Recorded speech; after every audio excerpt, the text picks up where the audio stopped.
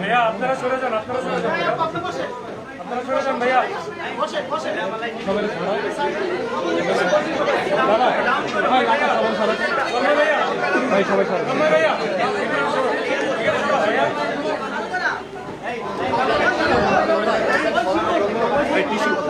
सब जगह एक वॉलंटियर जाओ सबाई बसा जाओ सब वॉलंटियर कई वॉलंटियर जाओ बसो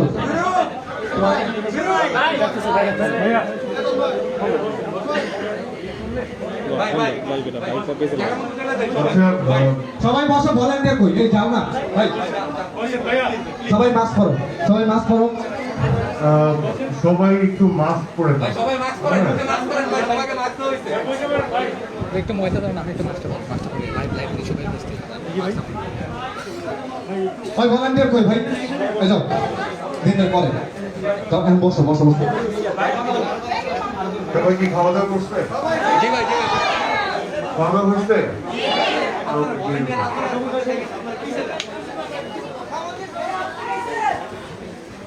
আমি এখনো খাইনি ভাই আগে খাই আমি পরে খাবো অসুবিধা নেই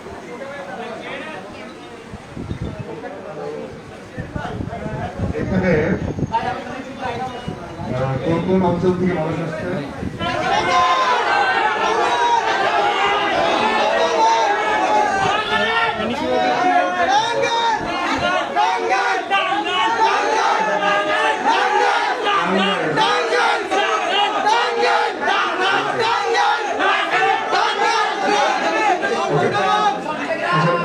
প্রতিবারই এই দিনটা আমার যেটা হয় যে জন্মদিন উপলক্ষে জন্মদিন পালন এটা আমার এরকম ঘটা করে কখনো হয় এটা আমি খুব বেশি একটা বিলিভ করতাম না যে জন্মদিনকে ঘটা করে পালন করতে হবে কিন্তু এই গত কয়েক বছর ধরে ভক্তদের যে ইনিশিয়েটিভ নিয়ে ভক্তরা যে জন্মদিনটা পালন করে এটা একটা নতুন একটা ব্যাপার ঘুরে এসেছে একটা নতুন একটা সংযোজন হবে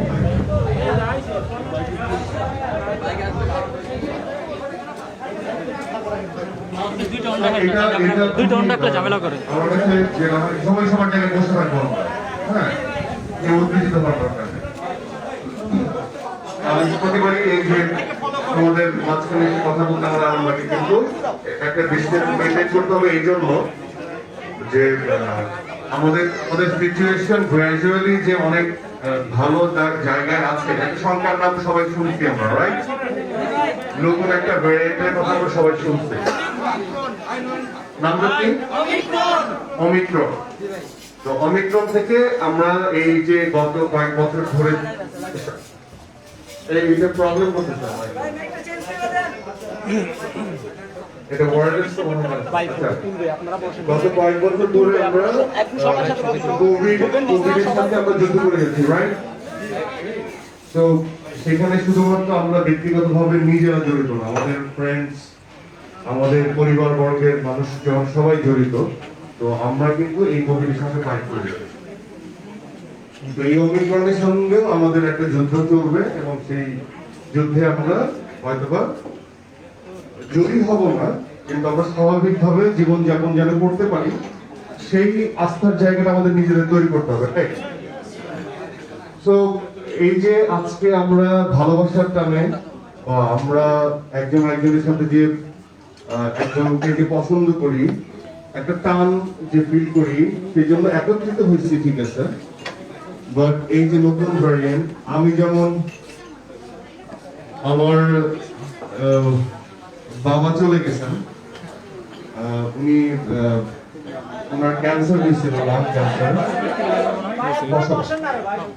তো উনি যখন অনেক সিক তখন ওনার কোভিড হয়েছিল উনি কোভিড থেকে মুক্ত হয়, কিন্তু তারপরেও সে ক্যান্সার থেকে সার্ভাইভ করতে পারে নাই, ক্যান্সারটাকে সে প্রতিহত করতে পারে নাই। তো আমার বাবা নেই, মাকে নিয়ে চিন্তা হয়, আমার সন্তানকে নিয়ে চিন্তা হয়, আমার ওয়াইফকে নিয়ে চিন্তা হয়। তো এই জায়গায় আমাদের যেটা হচ্ছে, আমাদের প্রত্যেকের তো পরিবার আছে নাকি? তো আমাদের নিজেদের স্বার্থে এবং আমাদের কাছের মানুষদের স্বার্থে আমাদের কিন্তু সেফটি মেনটেন করতে হবে, এটার কোনো অল্টারনেটিভ নাই। সবাই ভ্যাকসিন নিচ্ছে? মাশাআল্লাহ। তো যারা ভ্যাকসিন নেন নাই তারা ভ্যাকসিন নিয়ে নেবেন। এখন কেন এই কথাগুলো বললাম, যে এই যে আমার জন্মদিন পালন করার যে ইচ্ছাটা, এটা সবারই থাকে, কিন্তু যখন ছোটবেলার সময় চলে যায় তখন আমার এই ইচ্ছাটা কাজ করতো না। যে জন্মগ্রহণ করছি একটা পার্টিকুলার কোন একটা পারপাস নিয়ে, আমাকে লাইফে স্ট্রাগল করতে হবে, আমাকে লাইফে কিছু একটা করে দেখাতে হবে। তো প্রতি বছর জন্মদিবস পালন করার ওই ইচ্ছাটা আমার হইতো না, কেন জানি না। তো আমার জন্মদিনগুলো খুব বোরিং ছিল। আমার জন্মদিনে আমি খুব ভাবতাম যে ওই মানুষটা মনে রাখবে আমার জন্মদিনটা, তো ওই মানুষটাই হয়তো বা ভুলে যেত। তো আমি হয়তো এক্সপেক্ট করতাম ঠিক 12টার সময় এই মানুষটা আমাকে উইশ করবে, ধরো যে আমার মা উইশ করবে, হয়তো আমার মাই ভুলে গেছে 12টার সময় আমাকে উইশ করবে। কোন এক বছর মনে হতো আমার বোন উইশ করবে এই বছর, তো উনি আমার বোন হয়তো বা ভুলে গেছে। তো আমার এমন না যে প্রত্যেক বছরই আমার আবেগগুলো কাজ করতে কোনো একটা পার্টিকুলার কোনো মানুষ নিয়ে, কখনো মা কখনো বাবা এরকম। তো ওইটা না সেভাবে ফুলফিল হইল। তো তখন মন খারাপ হইতো, তখন মনে হতো যে এই যে জীবনটায় আমি যে দিনে আমি জন্মগ্রহণ করলাম এটাকে বারবার মনে করার কিছু নাই। তো ওই যে life is a journey towards death, তো প্রতিদিন তো মৃত্যুর দিকে আগাচ্ছি। তো এটা মনে করতে চাইতাম না যে কত আগে জন্মগ্রহণ করছি। কিন্তু এই কয়েক বছর ধরে যারা আমাকে সবচেয়ে বেশি পছন্দ করেন আপনারা, এই জন্মদিনটাকে কেন জানি কালারফুল করে তুলছে। তো এই যে ভালোবাসার মানুষগুলো নিজেদের দায়িত্ব নিয়ে নিজেরা যে আপনারা যে এসে আমার জন্মদিনটা এইভাবে পালন করেন, সেই জন্য আপনাদেরকে জানাই ধন্যবাদ। তো আমি আসলে খুবই ইমোশনাল একজন মানুষ। তো আমি ইচ্ছে হয় যে প্রতিদিন আপনাদের সঙ্গে দেখা হোক, প্রতিদিন আপনাদের সঙ্গে কথা হোক, প্রতিদিন আড্ডা হোক, সেটা সম্ভব হয় না। আর একসাথে সবার সঙ্গে বসে ছোট একটা সময়ে মত বিনিময় এটা করাও পসিবল না। আমি জানি যে যে মানুষটা পিছনের বেঞ্চে বসে আছে সেই মানুষটার মন একটু খারাপ, আবার যে মানুষের সামনে বসে আছে তার মনটা একটু হয়তো আমার বেশি ভালো। তো এই জন্য আমি প্রতিবারই হেঁটে হেঁটে পিছনে যাই, সবার সঙ্গে ছবি তুলি। তো আমি আসলে খুবই সৌভাগ্যবান যে আমি আমার জায়গায় এমন একটা অবস্থানে আমি যাচ্ছি, সেখানে হয়তো বা ভালোবাসার কোনো কমতি নেই। মানুষ আমাকে ভালোবাসে, আপনারা আমাকে ভালোবাসেন। তো আপনারা সবসময় দোয়া করবেন আমি যেন এই মাটির কাছাকাছি থাকি। আমাকে এমন জায়গায় নিয়ে যাবেন না যে আমি আকাশে উঠে হারিয়ে না যাই ওই গ্যাস বেলুনের মধ্যে। তো আমি যে ওই বেলুনটা যে হাতে ধরে রাখা যায় এরকম যে থাকতে পারি, ডাউন টু আর্থ থাকতে পারি এবং আপনাদের কাছাকাছি থাকতে পারি। তো কখনো যদি আমার দ্বারা আপনারা মনে কষ্ট পান আমাকে ক্ষমা করে দেবেন, এবং আবার যে আমাকে বুঝে বলবেন, আমি বুঝে নেব, ঠিক আছে? তো অনেক জায়গা থেকে মানুষ আসে প্রতিদিন, মানে প্রতি এই জন্মদিন উপলক্ষে। এখানে কুমিল্লার মানুষ আছে? আচ্ছা। তো আমি একটা প্ল্যান করছি যে সরি আমি যে স্মোক করা বাদ দিয়ে দিচ্ছিলাম, এখনো স্মোক এভাবে করি না, একটা কাজের জন্য আমার স্মোক করতে হচ্ছে। আমি তো যে ব্রেক করি, সিগারেট অনেক বেশি খাইতাম, ধূমপান তো স্বাস্থ্যের জন্য ক্ষতিকর, সবাই জানে, তারপরেও খাই না। হ্যাঁ, এখানে স্মোকার কারা কারা হাত তুলেন তো। যাক, মাশাআল্লাহ, অনেকেই স্মোক করে। তো এই বদ অভ্যাসটা আস্তে আস্তে ত্যাগ করাটা ভালো। ছোট একটা সময় ওই স্মোক করার ব্যাপারটা একটা স্টাইলিশ ওয়েতে কেউ একজন ধরায় টানতেছে, এটা দেখতে খুব ভালো লাগছে, খুব ম্যানলি লাগছে। তো যতই বয়স হচ্ছে ততই মনে হচ্ছে যে এটা বদ অভ্যাসী। বাবার কথা যতবার মনে পড়ে ততবার মনে হয় যে সন্তান হিসেবে আমার দায়িত্ব ছিল যে ওই সিগারেটটা প্যাকেটটা দুমড়ে মুচড়ে ফেলে দাও, অথবা তাকে বোঝা যে বাবা স্মোক করো।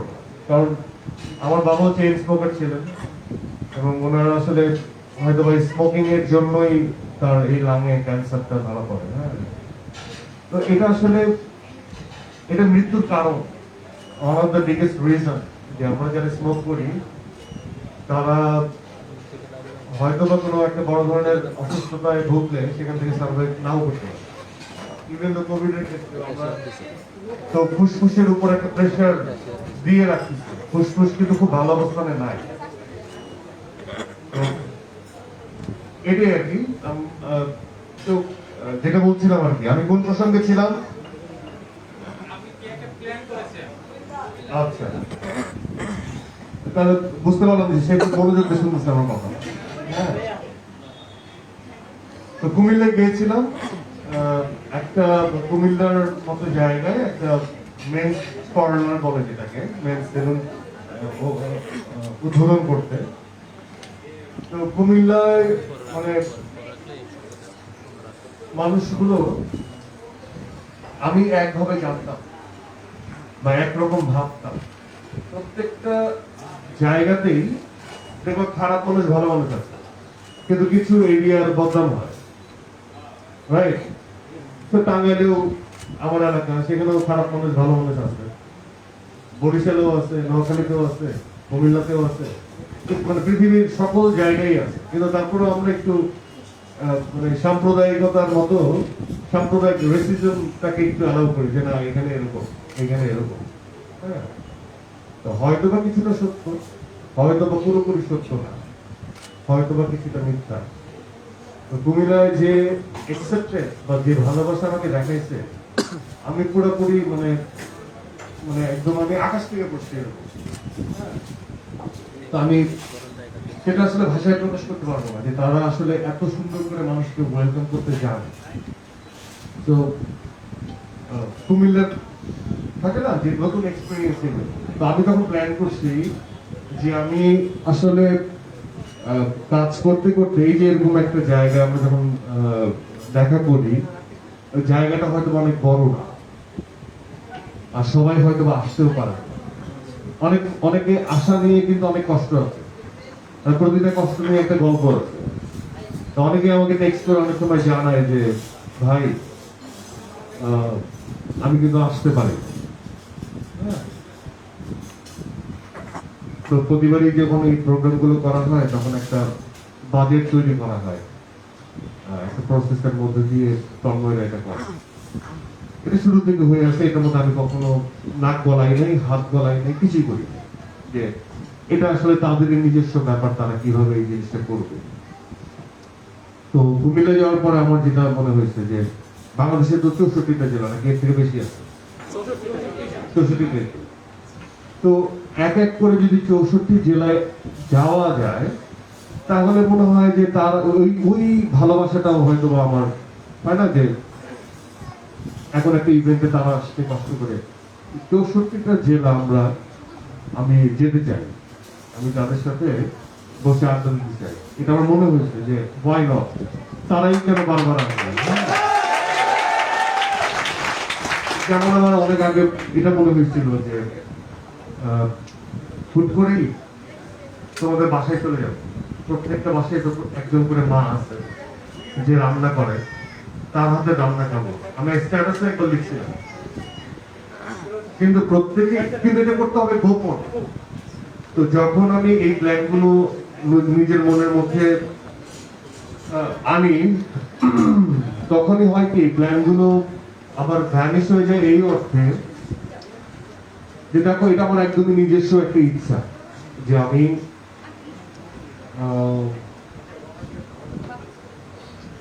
তোমার নাম কি ভাইয়া?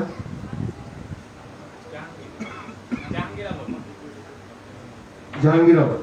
আচ্ছা, ধরো আমি জাহাঙ্গীরের বাসায় যাবো, যাওয়ার পর ওর মার হাতে, তোমার মা আছে, বাবা আছে, আচ্ছা, মার হাতে রান্না করবো। তো যখন আমি প্ল্যানটা করছি তখন দেখা গেছে আশেপাশে প্রচুর ক্যামেরা, আশেপাশে প্রচুর লাইভ, আশেপাশে প্রচুর, তখন ওই জিনিসগুলো না আমরা হয়তো এই জিনিসটা হয়তো বা স্বইচ্ছায় নিজের মনের অজান্তে সেলফোন বের করে ভিডিও করে ফেলি, কিন্তু হয়তো অনেকে ভাবতে পারেন এটা ইচ্ছে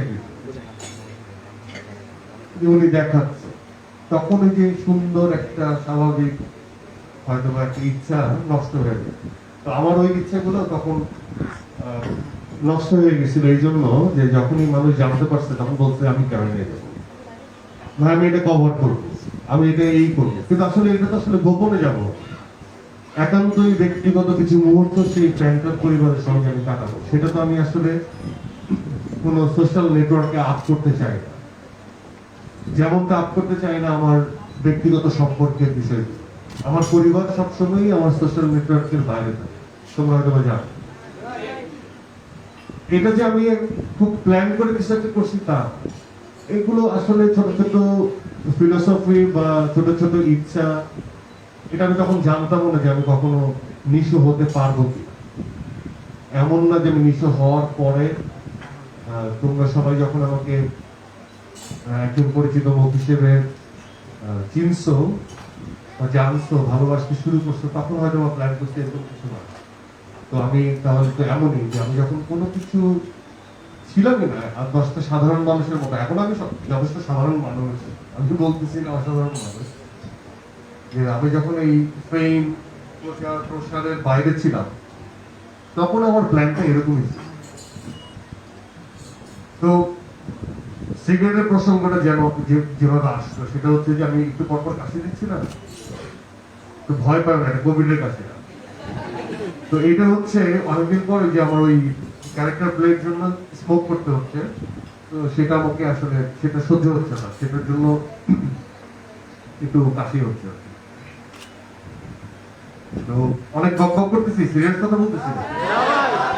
হ্যাঁ, তোমাদের তো আরাম লাগবে, তোমরা তো সব খায়া মানে একদম খায়া দেয়া পেট করে তোমরা বসে আছে। হ্যাঁ, যাক, আমার সামনে মুহিম বসা, ওর পেটটা খুব ফোলা ফোলা লাগতেছে। মুহিম কি বেশি খেয়েছি? আচ্ছা, মুহিম এখন খায়, এতেই অবস্থা। মানে সব এই যে দুজনের সাথে পরিচয় করে দিই, মুহিম আর হিমি আসো, পরিচয় করে দিই, তোমরা তো সবাই চেনো। এই যে মানুষগুলো, মহিম একজন ডিরেক্টর, আমার পাশে হিমি সেও একজন ডিরেক্টর, এই মানুষগুলো সাথে অনেক দিনের আমার পথ চলে। এরা কিন্তু সবাই ছোট ছিল, আস্তে আস্তে এদের শরীরে মেদ হয়ে গেছে, বুড়ি হয়ে গেছে, চেহারার মধ্যে বয়সের ছাপ পড়তেছে। তো দিন তো চলে যায়, সবারই বয়স হচ্ছে, আমারও বয়স হচ্ছে। হ্যাঁ, তো আমি চিন্তা করি বারবার যে আমার মৃত্যু হবে, মরে যাবো, থাকবো, যেমনটা আমার বাবা চলে গেছে। তো তোমরা সবসময় যেন একটা গুড মোমেন্টস বা একটা গুড নোট নিয়ে মরতে পারি, চলে যেতে পারি। হ্যাঁ, এটা আমার সবসময় মনে হয়, যাতে তোমরা মনে রাখো, হ্যাঁ, তোমরা যেন ভুলে না যাও। তা আমার মনে হয় যে আমি যেভাবে চিন্তা করি, তার আমি বলবো না যে আমার মধ্যে তোমরাও ভাবো, কিন্তু আমি চাই যে আমি যখন আমার এই ইন্ডাস্ট্রিতে একজন অভিনেতা বা নাটকের নায়ক বা এই ধরনের কোনো ইচ্ছে কখনোই ছোটবেলা থেকে ছিল। আমার সাথে যেটা ঘটে গেছে সেটা খুবই খারাপ করেই, হ্যাঁ, অহেতুক ভাবেই ঘটে গেছে, কিন্তু সেটার ফিডব্যাক বা সেটা যখন আমার কাঁধে যখন আসে তখন আমি দায়িত্বটা পালন করতে চাইছি প্রপার ওয়ে। কিন্তু পিছনে অনেক স্ট্রাগল আছে, অনেক কষ্ট আছে, অনেক চেষ্টা আছে, অনেক অধ্যবসায় আছে, অনেক টাইম আছে, মানে অনেক বড় সময়। আমি 2000-এ কাজ করা শুরু করি, এখন হচ্ছে 2000 21 শেষ, তার মানে প্রায় 20-22 বছর ধরে এই ইন্ডাস্ট্রির সাথে। তো আমি তোমাদেরকে একটা কথাই বলবো যে ইটস নট অ্যাবাউট যে অভিনেতা অভিনয় করা, এটা না, যে কোনো কাজের ক্ষেত্রেই তুমি যদি চরমভাবে সেটাকে চাও, এটা মানুষের ক্ষেত্রেও না। তুমি যদি চরমভাবে তোমার ইচ্ছাটা কোনো সময় জন্মায় যে আমাকে করতে হবে বা সেই মানুষটাকে পেতে হবে বা সেই মানুষের কাছে আমার সম্মানের জায়গাটা রক্ষা করতে হবে, তাহলে সেই মানুষটাকে বা সেই কাজটাকে সম্মান করতে হবে, ভালোবাসতে হবে এবং লেগে থাকতে হবে। যে দেখে যে মনে হয় you are so dedicated, you are so pure, যে তুমি ওই কাজটা করতে চাও, তুমি এটা লালন করতেছো, এবং অথবা সেই মানুষটাকে তুমি চাও।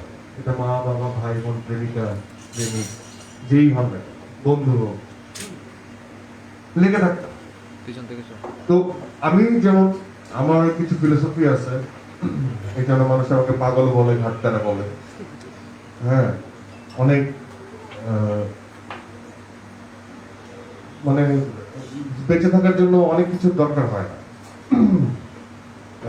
বেঁচে থাকার জন্য আসলে যেগুলোর দরকার হয় সেগুলোর কোনো শেষ নাই, ওই চাওয়ার কোনো শেষ নাই, এটা ইনফিনিটি লেভেলে, হ্যাঁ, যার কোনো শেষ নাই, হ্যাঁ।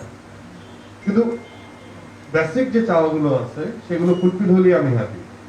একটা মানুষ বেঁচে থাকার জন্য যা যা দরকার সেগুলো হয়ে গেলে আমি হ্যাপি।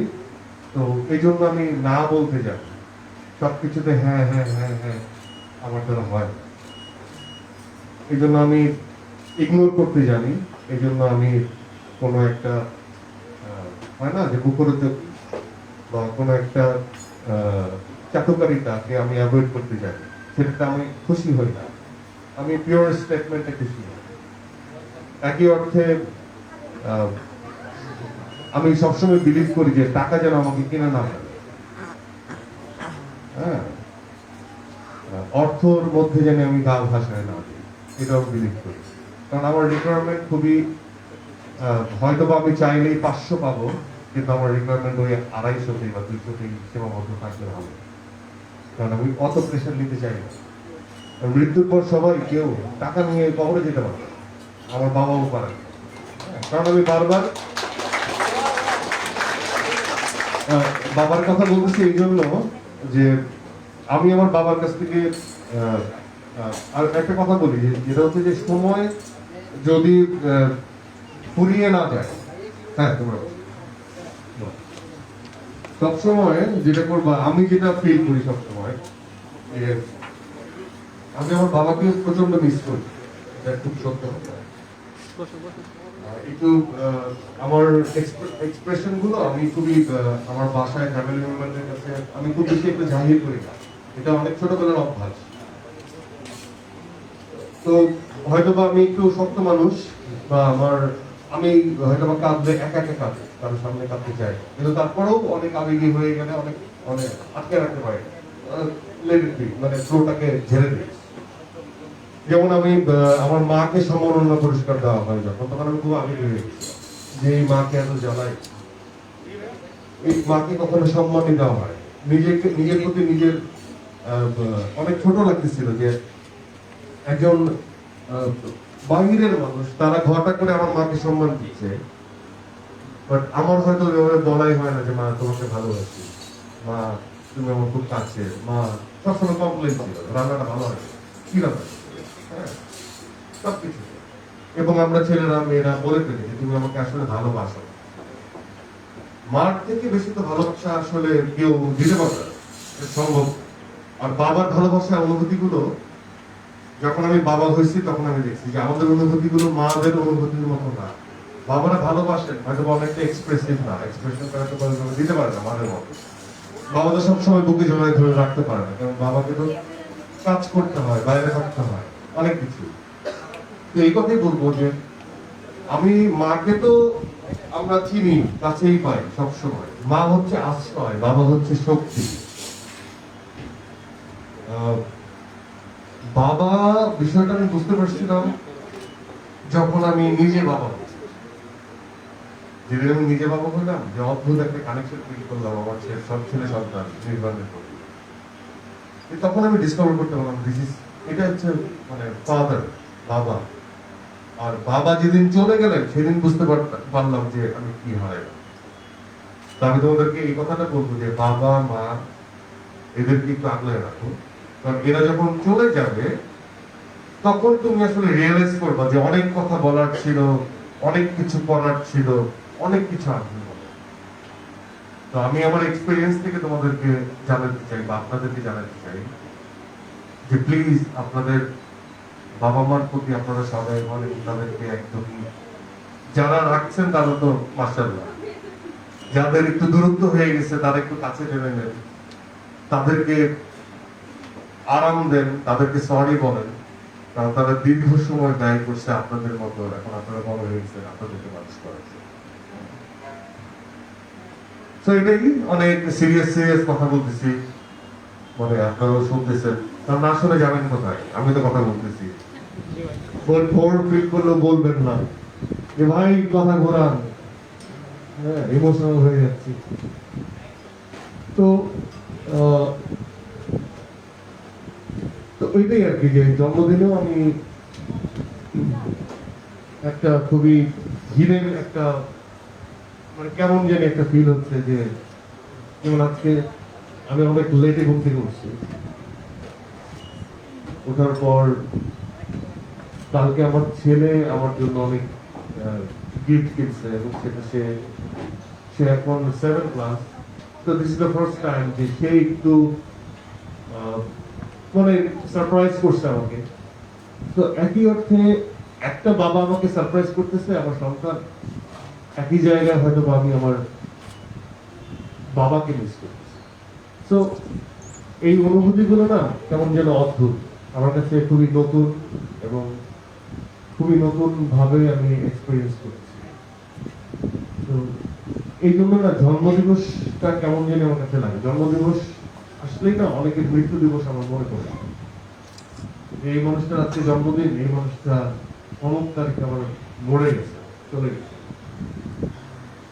তো আমি জানি না এই জন্মদিবস উদযাপন করাটা বা আমার ভালো যে লাগতো না, এটা কি উইয়ার্ড কিনা পাগল নাকি আমি জানি না, তবে আমার মনে হতো।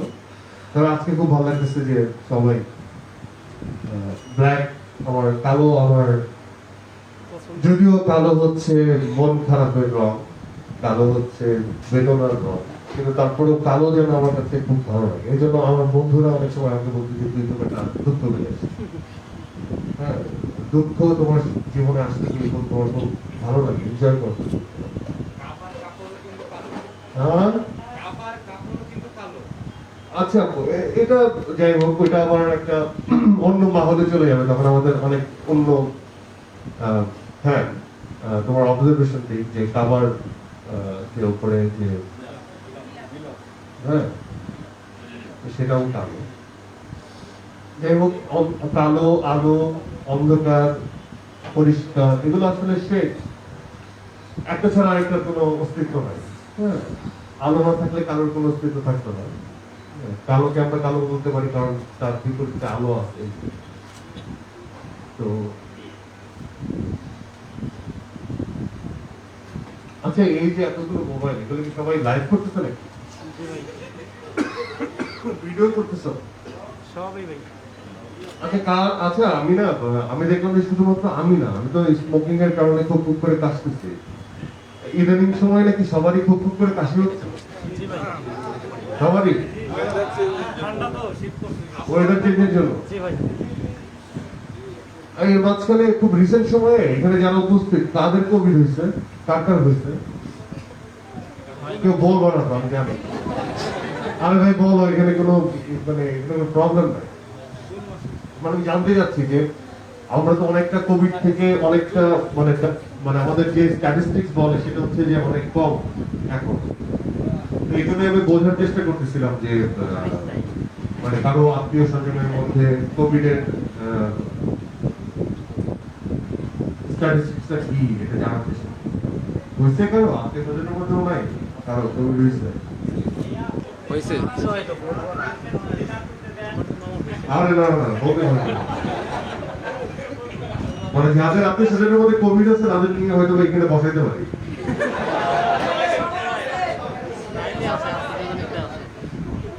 আচ্ছা মাইকটা তো শুনি তো কি অবস্থা কবিতা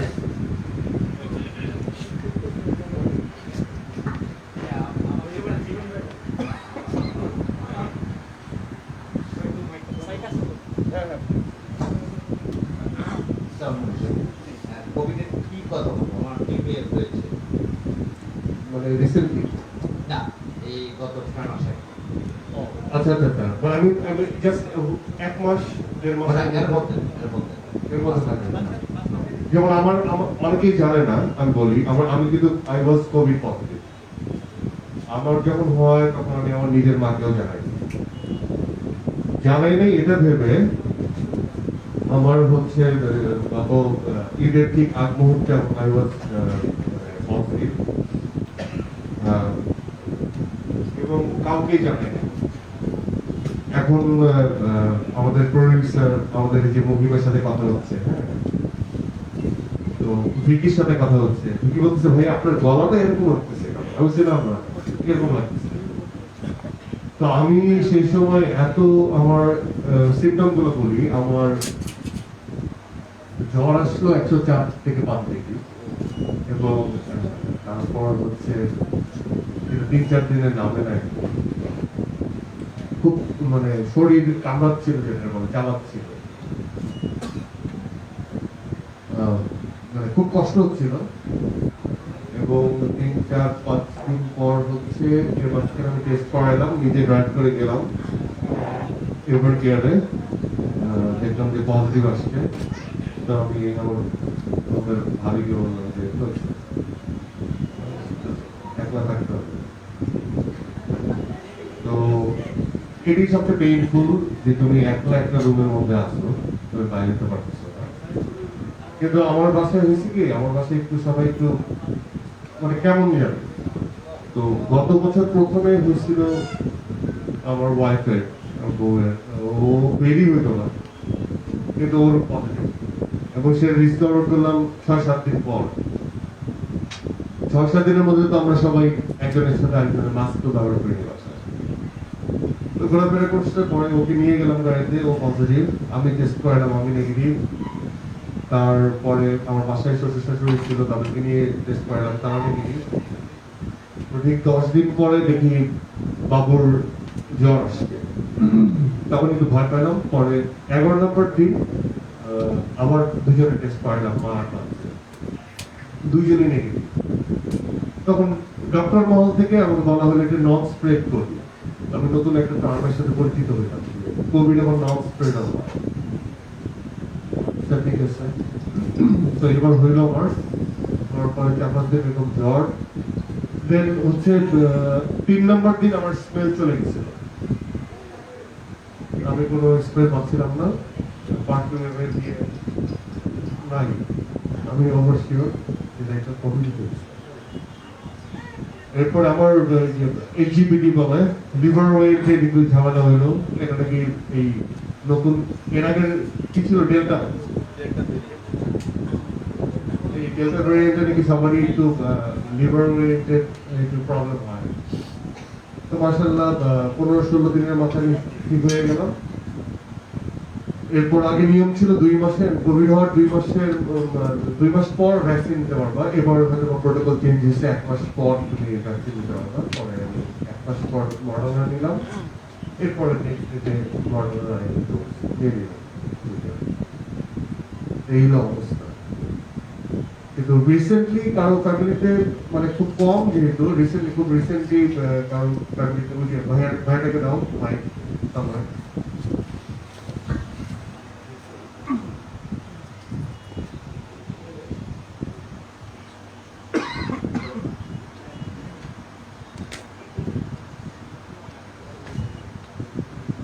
আসসালামু আলাইকুম ভাইয়া। আসলে ইউকেতে আমার আব্বু ভাগ্নি 3 জনের একসাথে হয়েছে মাঝখানেক আগে এখন আল্লাহর রহমতে সুস্থ আছে মাঝখানে খুবই সিরিয়াস হয়ে গেছিল আব্বু তো একটু আশঙ্কা ছিলাম কিন্তু ওইখানে ট্রিটমেন্ট খুব ভালো যার কারণে এখন আল্লাহর রহমতে সুস্থ আছে দেশে ফিরবে এই 2-1 মাস পরই দেশে ফিরবে ঘুরতে গেছিল ভালো ওইখানে আচ্ছা ওইখানে যে হয়েছে হ্যাঁ, ওখানে যাওয়ার পর হয়েছে। নাকি বাংলাদেশ থেকে? না না, বাংলাদেশ না, ওখানে যাওয়ার পর হয়েছে। সবার আগে ভাগ্নির হয়েছিল, তারপরে ওর থেকে স্প্রেড করতে জিনিসটা আস্তে আস্তে ফ্যামিলির সবার হয়েছে। এখন আল্লাহর মধ্যে সুস্থ আছে। ওকে, যাই হোক, আমাদের দেশে কিন্তু ওরকম কোনো মানে এখানে প্রায় কতজন হবে? 100 জন তো হবে একটু দেশের মধ্যে। তো এইখানে কেউ তো লুকাও নাই। আচ্ছা, ঠিক আছে, যাক মাশাআল্লাহ, এদের আত্মীয় স্বজন বন্ধু বান্ধবের মধ্যে এখন পর্যন্ত খুবই নিয়ে আমরা আসলে ডাটা পাচ্ছি। তো আপনার জন্য অনেক দোয়া রইল। আমার জন্য দোয়া করে ভাই। হ্যাঁ, আসসালামু আলাইকুম। আর তোমার বাবার জন্য দোয়া, প্রতিটা বাবার জন্য দোয়া। ধন্যবাদ ভাইয়া। যে তারা খুব দ্রুত সুস্থ হয়ে উঠুক। কারণ আমাদের আসলে দেখি একটা, আমাদের যারা বয়োজ্যেষ্ঠ মানুষ আছে তাদের জন্য আসলে বেশি চিন্তা। আমরা ইয়াং, সরি, তোমরা ইয়াং, তোমরা ইয়াং, তোমাদের ইমিউন সিস্টেম হয়তো বা মাশাআল্লাহ, যেটা আমরা সাধারণভাবে চিন্তা করি তাহলে এটা ভালো হয়। তো যারা বয়স্ক মানুষ আছেন ফ্যামিলিতে, তাদেরকে এই সিচুয়েশনে আমাদের টেক কেয়ার করাটা তাদেরকে তাদের বাইরে থেকে যে ডাক্তার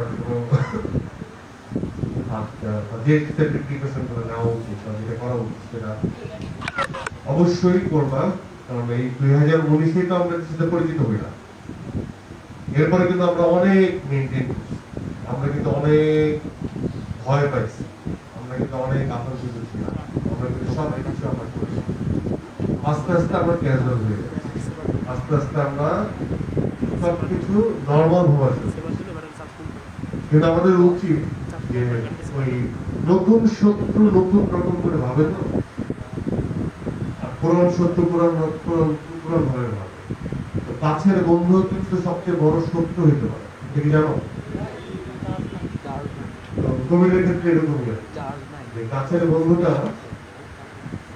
তোমাকে খুব বিপদে ফেলবে, কারণ সে তার সিমটম যদি না বলে, যদি তোমার সাথে শেয়ার না করে তার প্রবলেমের কথা, যে আমার সিমটম এই সিমটম হচ্ছে, না জানে তোমার সাথে ঘুরে ফিরে চলে গেছে, সে কিন্তু প্রকৃত বন্ধু।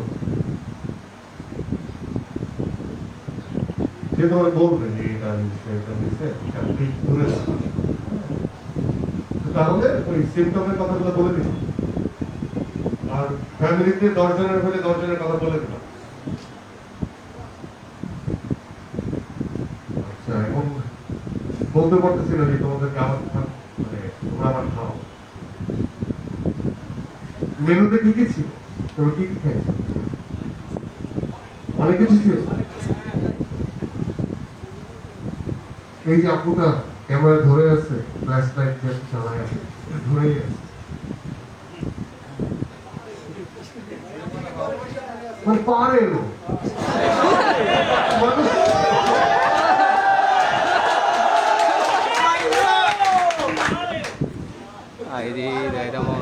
আচ্ছা, তোমরা বলো এখন, মাইক তোমরা প্রশ্ন করতে পারো, আমি তো একটা অনেক বকবক করছি, তোমরা প্রশ্ন করতে আমাকে যে কোনো প্রশ্ন করতে পারো, যে কোনো কথা বলতে পারো, হাত তুলে প্রশ্ন করতে পারো, যে কোনো কিছু যা ইচ্ছা হয় তাই বলতে পারো, গালিও দিতে পারো, কোনো প্রবলেম। আসসালামু আলাইকুম ভাইয়া, আমি আপনার অনেক বড় একজন। আসসালামু আলাইকুম বলবা না, বলবা আসসালামু আলাইকুম। আসসালামু আলাইকুম ভাইয়া, হ্যাঁ, ভালো আছেন আপনি? অথবা বলতে পারো যে সালাম ভাই, বুঝছো? ভাইয়া, আপনার উপর শান্তি করতে হবে। অসুবিধা নেই, তুমি এটা অপরিচিত করে কেউ পারবা? বলো বলো। যে 100% কনফিডেন্ট যে আসলে সালামটা কিভাবে দেওয়া উচিত। আসসালামু আলাইকুম ওয়া রাহমাতুল্লাহি ওয়া বারাকাতুহু। ঠিক আছে, চলো প্রশ্ন করো। Thank you. তোমার নাম কি ভাইয়া? মামুন, মোহাম্মদ মামুন। ওকে, মামুন ভাইকে ধন্যবাদ। ভাইয়া, আমার তেমন প্রশ্ন করার কিছু নাই, আমার অনুভূতি হচ্ছে আমি অনেক দিন যাবত চিন্তা করতেছিলাম আপনাকে দেখবো, বা আপনার মানে দেখা পাওয়ার অনেক ইচ্ছা ছিল। প্রত্যেকদিন আমার দেখো। দেখতে বা সামনাসামনি দেখার তো অনেক শখ ছিল, তো আজকে সেই ইচ্ছাটা পূরণ হচ্ছে। আর আমি একটা কথা বলতে চাই, এরকম আগামী বছর বার্থডেতে যদি আপনি আমাদের মাদারীপুরে একটা প্রোগ্রাম রাখি, সেখানে যাবেন কি, বা আপনি দেখি মানে মনে করো যে আমরা এটা একটা প্ল্যানিং করি সেফটি নিয়ে, যে এই আগামী বছর থেকে প্রত্যেকটা বার্থডে কি আমরা প্রত্যেকটা জেলায় করতে পারি, সেটাই আর কি। ঠিক আছে? তো আমরা এটা একটা ভেবে দেখি, তাহলে তোমাদের অনেক কষ্ট করে এখানে আসতে হবে, জি, জি ভাই, এটা তো অনেক মাদারীপুর থেকে অনেকে বলতেছিল। তাই না? কষ্ট করে কিন্তু ঢাকায় আসা সহজ, কষ্ট করে যারা মনে করো যে চিনা আগে তাদের যাইতে হবে, মনে করো যে সিরাজগঞ্জ, তাদের জন্য কি কষ্ট, 64 জেলায় যাওয়া কি করে? এটা তো ডিফিকাল্ট টাস্ক। তাই বিভাগীয় করো, বিভাগ অনুযায়ী করো। না না জেলায় যেতে হবে। 64 কারণ বিভাগে গেলে মাইরও খেতে পারি, বিভাগে আমাদের মারামারি হয়। আচ্ছা বলো বলো বলো। ভাই একটু সমস্যা ছিল। আসসালামু আলাইকুম ভাই, কেমন আছেন আপনি? ওয়ালাইকুম আসসালাম ওয়া রাহমাতুল্লাহি ওয়া বারাকাতুহু। ভালো আছি। এই আমার তো ঠিক আছে? আপনি যে বলতেছেন প্রতি জেলা যাবে, মানুষ তো আপনি একটা ভাই, একটা মানুষের প্রতি জেলা কি হয়ে যাবে একদিনে? না না একদিন না, মনে করো যে এবার আমরা চলে গেলাম একটা জেলায়, এর পরের বছর আমরা অন্য জেলায়, অথবা ধরো যে আমরা একটা ইনিশিয়েটিভ নিলাম এই বছরে আমরা 6টা জেলায় যাব, প্রতি 2 মাস পর পর আমরা আমাদের যারা গ্রুপের ছেলে পেলে আছে সবাই মিলে আমরা যেতে চাই। আবার এমনও হইতে পারে যে মানে এটা আমার ইচ্ছার কথা বলছি, যেমন কুমিল্লা থেকে আমাকে ডাকছিল, এখন যদি প্রত্যেক জেলা থেকে আমাকে ডাকে তাহলে আমার জন্য যাওয়া সম্ভব। যেমন আমি হয়তো জানুয়ারিতে চিটাগাং থেকে যাবো, তখন আর কি একটা গেট টুগেদারের আয়োজন করলাম, বা বুঝতে পারছি। আচ্ছা ভাই, আমার একটা কথা জানার ছিল, বলো। আপনার কি ভাই কোনো মানে এরকম ইচ্ছা আছে বা কোনো ভক্তের বাসায় যাইতেন, বা ওটা তো বললামই তো। আমি একটা ছন্দ বলতে চাই ভাই আপনার উদ্দেশ্যে। বলো। হেরে যাই ভালোবাসি তাই, হেরে গিয়ে কত হারি কেউ জানে না, হেরে যাই তবুও নিঃসবাইকে ভালোবাসি তাই। বাহ। মানে কি মানে হাইরেতে আমরা ভালোবাসি কেমন, এটা শুধু বলো। ভালোবেসে হারিয়ে যেতে চায়। ও হারাই যেতে চান? ভাই আমরা তো ভাই নেশাতে না, আমরা নিষিদ্ধ আসক্ত। আচ্ছা ঠিক আছে, ভাই আমরা নেশাতে না, নিষিদ্ধ আসক্ত ভাই। আচ্ছা ঠিক আছে, ভালো। নেশা ভালো জিনিস না, কিন্তু নিঃসতে আসক্ত হওয়াটাও এক ধরনের নেশা। ভাই এটা খারাপ নেশা না, ভালো নেশা স্যার। এটা ভালো না সবাই। ভাই এটা তো আচ্ছা আর কারো কোনো প্রশ্ন আছে? এই যে এখানে আসসালামু আলাইকুম। আচ্ছা ওয়ালাইকুম আসসালাম। এখন কবে মুভিতে, আপনাকে মুভিতে বড় হতে দেখবো কবে? বাবা তুমি তো সাংবাদিকের মতো প্রশ্ন করছো। আচ্ছা মুভি মানে চলচ্চিত্র আসলে এই আমাদের এখানে যেটা আমরা যে সবই আসলে চলচ্চিত্র, এখানে কোনো স্থির চিত্র এক ধরনের চলচ্চিত্র নাই। বাইরের কান্ট্রিতে কিন্তু এতগুলো ভাগ নাই, টেলিফিল্ম, নাটক, ছোট নাটক, বড় নাটক, সিরিয়াল, ছোট সিরিয়াল, বড় সিরিয়াল, মেগা সিরিয়াল। তো ভাইরাল ফিল্ম, শর্ট ফিল্ম এরকমই সাউন্ড ইউজ করা হয়। তো আমরা যে নাটক করতেছি এটা আসলে ফিল্ম, এটা হয়তো বা দীর্ঘকাল হতে 40 মিনিট বা 50 মিনিট। তুমি যে হচ্ছে সিনেমাটা বোঝাচ্ছ, যে মুভি যেটা যেটা তুমি বোঝাচ্ছ, সেটার টাইম লাইন হয়তো বা 1 ঘন্টা, 2 ঘন্টা, 3 ঘন্টা হয়, 3 ঘন্টা হয়, 2.5 ঘন্টা, এরকম। তো অলরেডি ওটিটিতে যা হচ্ছে, ওয়েব প্ল্যাটফর্মে যা হচ্ছে, এগুলো সবগুলোই ফিল্ম হচ্ছে। তো ওয়েব প্ল্যাটফর্মে ওটিটিতে যে রিসেন্টলি একটা কাজ করতেছি, এটাও একটা ওয়েব প্ল্যাটফর্মের জন্য, এটাও একটা ওয়েব ফিল্মই, এটাও একটা ফিল্ম। এরপরেও একটা কাজ করবো, এবার হয়তো ভ্যালেন্টাইনে ইউটিউবের কাজের সঙ্গে একটু কম থাকবে, খুব বেশি করতে পারবো না। কারণ আমি আসলে আমাদের যেটা হয় যে আমরা তো সবসময় ইউটিউবে অনেক বেশি কাজ দেখছি, একটা সময় টেলিভিশন অনেক কাজ আমরা দেখতাম। ইউটিউব তো আর্কাইভ হয়, তার মানে কি একজন মানুষের যদি একই দিনে যদি 5টা নাটক বানিয়ে হয়, ধরো যে আগে সপ্তাহে একটা নাটক অনিয়ার হইতো, সেটা আমরা টিভিতে দেখতাম, আমাদের নাটকের কোনো আর্কাইভ ছিল না। এই জন্য সবাই বলতো ইরেজ মিডিয়া, এই নাটকে কাজ করে কি হবে, এগুলো তো সব মুছে যায়, থাকে না, তুমি বড় পর্দায় কাজ করো সেটা 100 বছর থেকে যায়, এরকম বলা হয়েছে। তো ধরো যে ওই সময় যদি সাপ্তাহিক নাটক একটা অনিয়ার হইতো আমরা দেখে যেতে পারতাম, কিন্তু ওই সময় যদি সপ্তাহে 7টা নাটক অনিয়ার হইতো তাদেরকে আমরা দেখতে পারতাম? পরে কোনো আর্কাইভও নাই, কোনো একটা প্ল্যাটফর্মে গিয়ে দেখতেও পারবো না, পসিবল ছিল। কিন্তু ওটাই বলে যে আমি সবসময় এটা বলি যে রেডিওতে যখন নাটক হতো তখন এটা ছিল ব্লেসিং, তারপর টেলিভিশনে নাটক হওয়া শুরু হলো, সেটাও একটা ব্লেসিং। দেন আমাদের পরিচয় হলো অনলাইন, মানে ইউটিউব, এই ধরনের প্ল্যাটফর্ম, সেটা আর্কাইভ করতে পারি, আমরা আগের নাটকও দেখতে পারি, এখনকার নাটকও দেখতে পারি, আমার যখন যেটা ইচ্ছা হয় সেটা দেখতে পারি। So it's all kind of blessing. এখন ওটিটির সুবাদে যা হচ্ছে এটাও ব্লেসিং, আমাদের ইন্ডাস্ট্রি বড় হচ্ছে, কাজের মাত্রা বড় হচ্ছে, বাজেট বাড়তেছে। তো সিনেমা হলে যে মানুষ সিনেমা দেখেন, তুমি কি সিনেমা হলে যে সিনেমা দেখো ভাইয়া? সিনেমা হলে যে সিনেমা দেখো? হ্যাঁ দেখি। লাস্ট কোনটা দেখছো? মনে নাই। ঠিক আছে, তুমি ভাবতেছো, লাস্টের আগেটা কি দেখছো? অথবা বলো তুমি সিনেমা হলে যে লাস্ট কোন একটা সিনেমার নাম বলো, এটা সিনেমা হলে দেখছো। মিথ্যা বলবো না, কিন্তু মিথ্যা বলতে ধরা গেল আমার। পোরামন্টু পোরামন্টু। পোরামন্টু কোন ইয়ারের ছবি? হ্যাঁ, তাহলে মানে দীর্ঘ সময় কিন্তু সে যে পোরামন্টু কি সিএমআর পূজা, রাইট? তো তুমি এত মানে তুমি যে নাম একটা বলছো, তার মানে কি তুমি রেগুলার সিনেমা হলে যে সিনেমা হলের মধ্যে দেখছো না?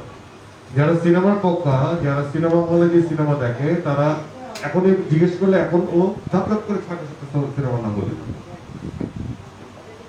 তো এই যে মুভির যে একটা আছে, যে তুমি যেটা বলতেছো যে যেটা হলে রিলিজ হবে, আবার এখানে আমাদের হল, মানে হলগুলোকে সেট করা, হলগুলোকে আবার নতুন করে রিফর্ম করা, বানানো, এরকম অনেক প্রসেস চলতেছে। তো আমি যদি ওইটা অফ করে যদি সিনেমার কথা বলি, তাহলে সিনেমাতে করতেছি যেগুলো